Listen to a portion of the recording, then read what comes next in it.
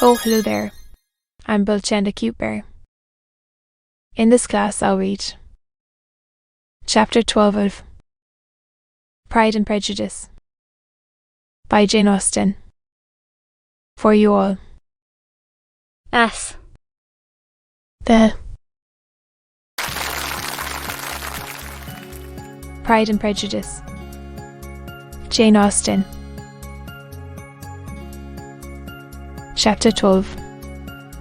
In consequence of an agreement between the sisters, Elizabeth wrote morning to her mother to beg that the carriage might be sent for them in the course of the day, but my Spinnet, who had calculated on her daughters remaining at Netherfield till the following Tuesday, which would exactly finish Jane's week, could not bring herself to receive them with pleasure before.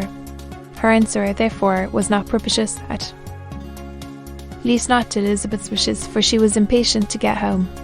My Spinnet sent them word that they could not possibly have the carriage before Tuesday, and in her postscript it was added that if Mr. Bingley and his sister pressed them to stay longer, she could spare them very well. Against staying longer, however, Elizabeth was positively resolved, nor did she much expect it would be asked, and fearful, on the contrary, of being considered as intruding themselves needlessly long. She urged Jane to borrow Mr. Bingley's carriage immediately, and at length it was settled that their original design of leaving Netherfield that morning should be mentioned, and the request made. The communication excited many professions of concern, and enough was said of wishing them to stay at least till the following day to work on Jane, until the morrow their going was deferred. Miss Bingley was then sorry that she had proposed the delay, for her jealousy and dislike of one sister much exceeded her affection for the other.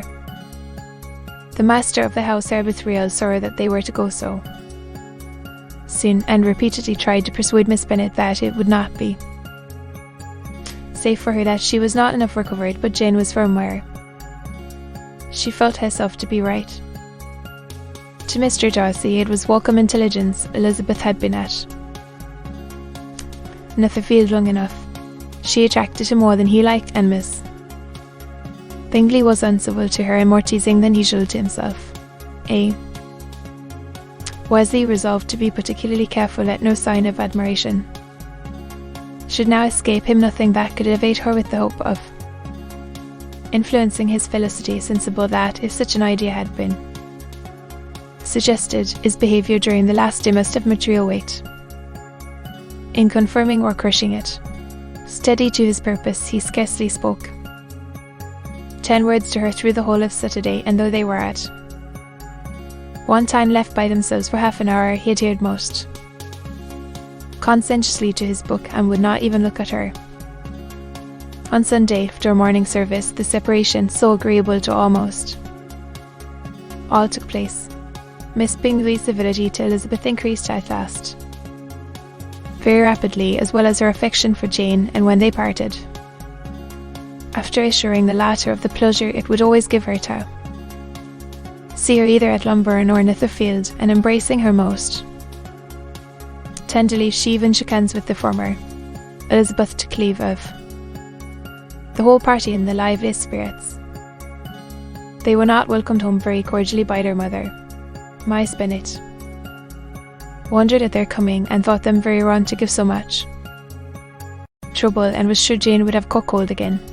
But their father, though very laconic in his expressions of pleasure, was really glad to see them. He had felt their importance in the family circle.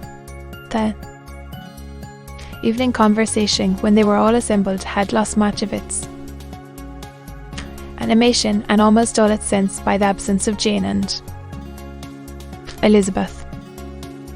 They found Mary, as usual, deep in the study of thorough base and human nature, and had some new extracts to admire and some new observations of threadbare morality to listen to. Catherine and Lydia had information for them of a different sort. Much had been done, and much had been said in the regiment since the preceding Wednesday. Several of the officers had dined lately with their uncle, a private had been flogged, and it had actually been hinted that Colonel Fuster was going to be married. To be continued.